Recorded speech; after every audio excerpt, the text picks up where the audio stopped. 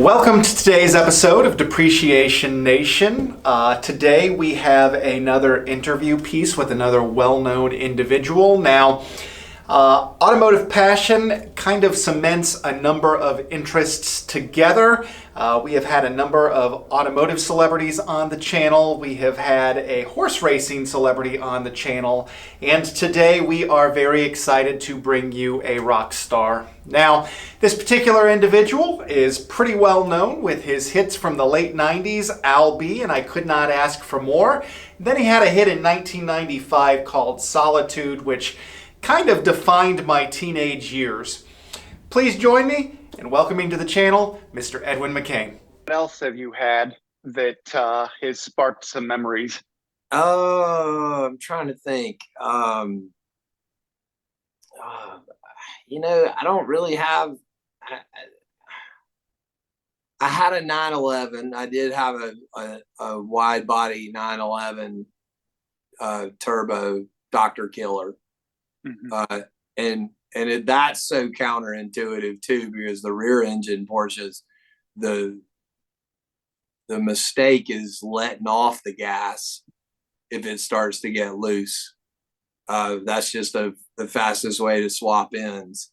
So, and I had VW vans, I had camper vans. I love the camper van.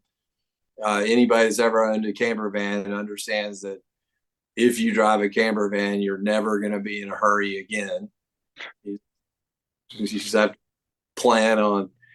And I remember I had a camper van. I had a 71 camper van that the gearbox and the steering box went bad. And so it would only turn right. Like I could change lanes left, but I couldn't take full left-hand turns. And so I had to drive around in concentric circles everywhere because I didn't have enough money to fix it. Yeah. Did you ever tour out of one?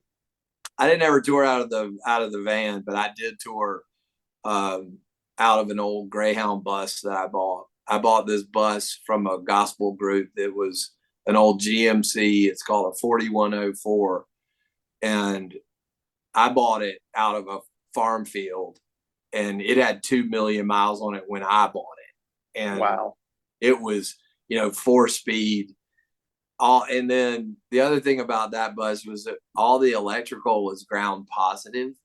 Mm-hmm. So you could never figure out electrical problems. You just might as well just run a new wire and forget it. Like it was a mess. And, but we drove that thing all over God's green earth. And, that was the beginning of my bus driving career. But it's the adventure, right? And did you ever watch that Roadkill show? Yes. Oh, Mike Finnegan is one of my heroes. Their adventures are exactly the kind of crap I would do, right? Just find some piece of junk and go get it, and then we'll forget putting it on a trailer. We'll just drive it home, right? And I mean, as we speak, and I have a friend that he makes fun of me all the time. He goes, "Your kryptonite is free horsepower."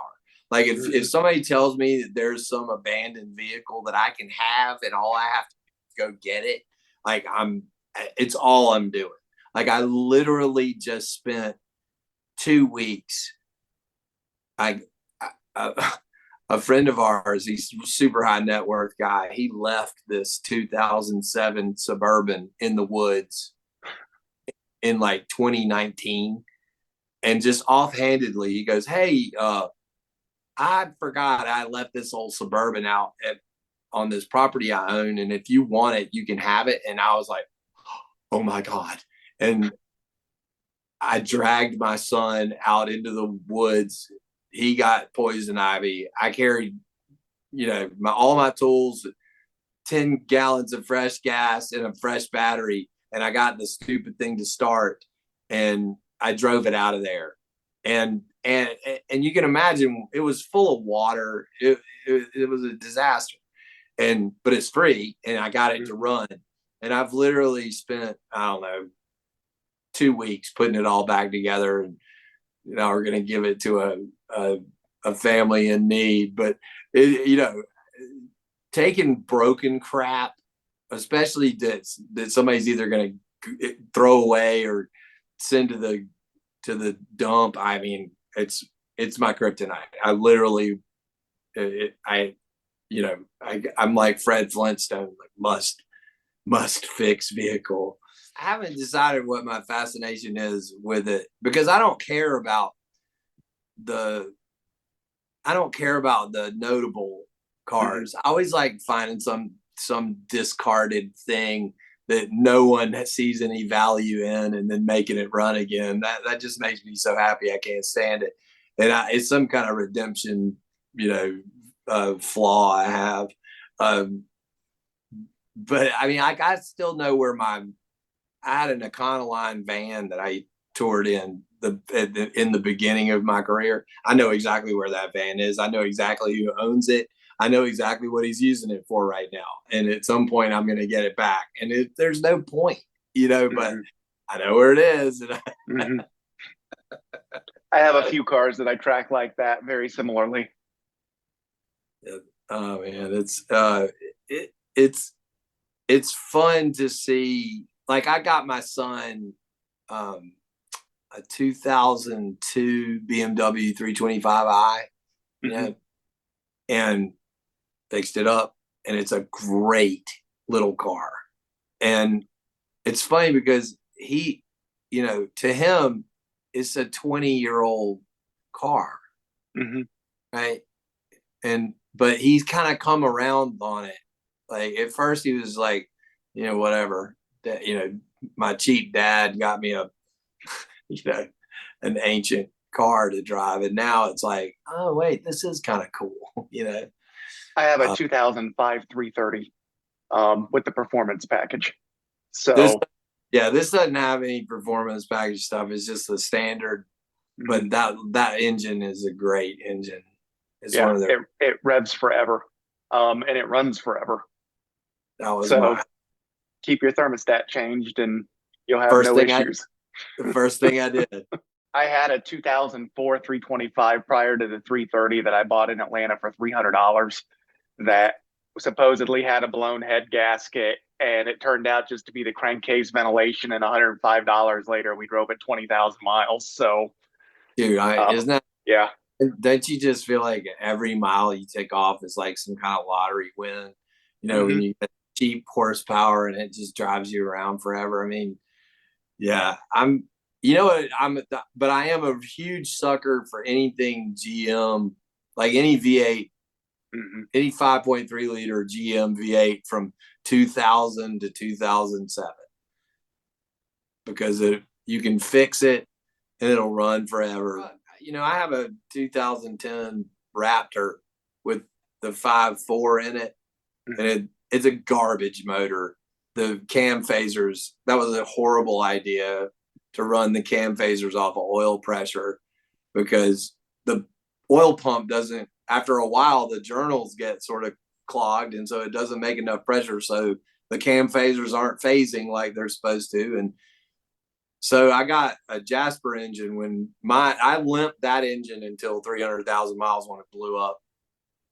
And what's interesting, what caused the failure was the timing chain guides are plastic, and they got brittle and they crumbled and went into the oil pan and then clogged the oil pickup. And that's what caused the failure in the engine. It was, but I got a Jasper engine and transmission and put it in and paid my friend Robbie fair rate, and all told it was probably 15 grand to put a brand new engine and transmission with upgraded oil pumps and the cam phaser delete and a really heavy duty transmission, because I tow heavy equipment a lot of times. And like, it's like having a new truck. Like, I can't, I'd like to see the next 5-year projections for Jasper, because they have to know that the reman game is getting ready to go up. because of We're the at this really weird place in time where we have never been before. And the cost to live, the cost to live has always outpaced wages, but it is so far outpacing wages now that people are going to have to move to reman engines, just to be able to afford to eat. And so I think you're 100% correct. I think that as we continue to move along this unsustainable economy, you're going to see people move towards rebuilds and remanufacturers and replacements, whereas we were just buying cars, but we can't afford to do that anymore. and the other thing that shocks me too is the lack of respect that mechanics get. Like I have my best friend is also my diesel mechanic, and he's a American car guy. He's he can fix anything, but he's especially good at Ford, Chevy, Dodge, and he one winter I put a generator in my bus. Like I was in his shop all winter. Like I pulled out the old generator, I put the new generator in, and as a result of me, proving myself, he and his brother gave me an actual mechanic's jacket with my name on it with the bus company that they own, Gene's Buses. It's kind of a ritual. It's kind of an acknowledgement. I'm not really a mechanic, but I mean, it's kind of like Rudy Rudiger, they let him play a play, and so they gave me a mechanic's jacket. And so I was very pridefully wearing it when I was traveling. And it says Gene's Bus Service, it says Edwin on the thing. It's a straight up mechanic's jacket. But I noticed that when I would go fly on the airlines, like people wouldn't even acknowledge my existence. It actually started cracking me up. I was like, people have such a low social opinion of mechanics. And if they had any clue how complicated it is to, first of all, diagnose a problem, but then affect an appropriate repair on a vehicle, they would hold mechanics up like heart surgeons. But somewhere along the line, the mechanic just became discounted as someone that's less than, and it makes me crazy. I mean, I look at people, mechanics and mechanical engineers and fabricators. I hold them in the highest regard because you do that, right? Why don't you go figure out how to put that engine back together? Okay. Robbie's helped me build engines, but if I couldn't build one by myself right now, and I have a lot of experience. It's not like it's a Shelby Cobra or anything. It's not like a 427 Cobra. It's a $30,000, antique Porsche. But those are the cars I like to collect, or the, sub $20,000 toys that you can play with, and you're not going to die if something happens to it. We were just talking about that last week, actually. So cars continue to get more modern, and they continue to get faster, and they lose the character in the process. And everybody is in pursuit of numbers on paper, but they have removed the experience. And so I've got a 115 horsepower 84 Audi 4000S Quattro that breathes fire and pops between shifts, and at 45 miles an hour, it feels like you're flying by the seat of your pants. And I will gladly take that experience over most modern experiences available right now. When I was in high school, a friend of our family's, they're really big car people. And my dad wasn't a car guy at all. But this family, my mother's best friend, her husband and their son were big car people. And he really knew rare cars. Like he had a Bricklin. Oh, very cool. But he also had a bug-eyed Sprite. He had an Austin Healey. And when I was in high school, and I don't know what possessed him to do this, he let me drive this Austin Healey Sprite for months at a time. He would just let me have it. And it was such a cool little car, and just the experience of it. And it was an old British sports car, and it was a death trap. And you had to make a decision. You couldn't bring the top with you.